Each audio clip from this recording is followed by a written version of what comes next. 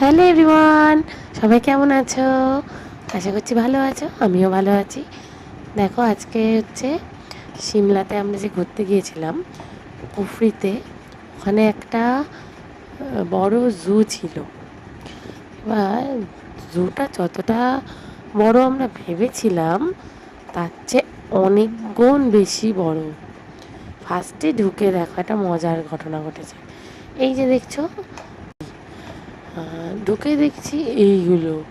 আমরা ভাবছি মা, এইগুলো দেখার জন্য 130 রুপিস দিলাম বলে আমরা সবাই আপসেট হয়ে গিয়েছিলাম।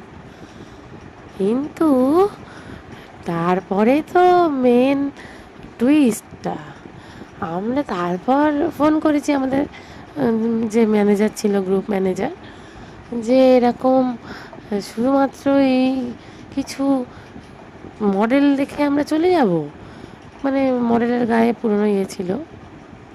তখন উনি বললে যে না, পাশ দিয়ে যাও, দেখো রাস্তা আছে বলে আমরা পাশ দিয়ে গিয়ে দেখছি বিশাল বড় এরিয়া জুড়ে জুটা, মানে বিশাল বড়।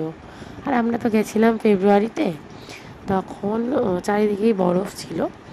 দেখো জুটাতেও পুরো বরফ ভর্তি, চারিদিকে বরফ, মানে জুটাতে মানে পুরো বরফে ঢেকে গেছিলো পুরো। আর আমরা মানে ভাবতে পারিনি যে জুটা এত বড়। আমরা ওই জন্য না খেয়ে গিয়েছিলাম, মানে আমরা কুফরির যে রাইডগুলো চড়ে আর তারপর আমরা এই জুটাতে গেছিলাম। বলি যে কত বড় জু হবে, দেখে চলে আসবো আধ ঘন্টার মধ্যে, তারপর একেবারে আমরা লাঞ্চ করব। কিন্তু এত বড় তো বুঝতে পারিনি, মানে যেতেই টাইম লেগে গেছে হেঁটে হেঁটে লাস্ট অবধি, মানে জুয়ের ঢুকেছি যেখান থেকে, সেখান থেকে এক্সিট গেট অবধি বেরোতে আমাদের অনেকটা টাইম লেগে গেছে।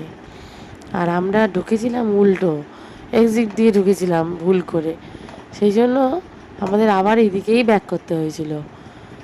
এবার সুতরাং আমাদের টাইম অনেকটাই লেগে গিয়েছিল, অনেক অনেক যেতে লেগেছিলো প্রায় 40 মিনিট। হেঁটে হেঁটে হেঁটে হেঁটে পুরোটা যেতে 40 মিনিট লেগেছে। আবার আসতে আসতে একটু তাড়াতাড়ি হয়ে গেছে, কারণ যাওয়ার সময় আমরা অ্যানিমেলগুলো দেখতে দেখতে যাচ্ছিলাম।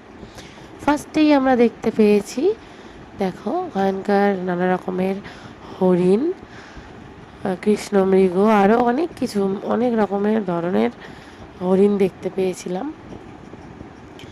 কিন্তু এত হাঁটতে হয়েছে পেটে খিদে নিয়ে, তার মধ্যে আমাদের গ্রুপে যারা ছিল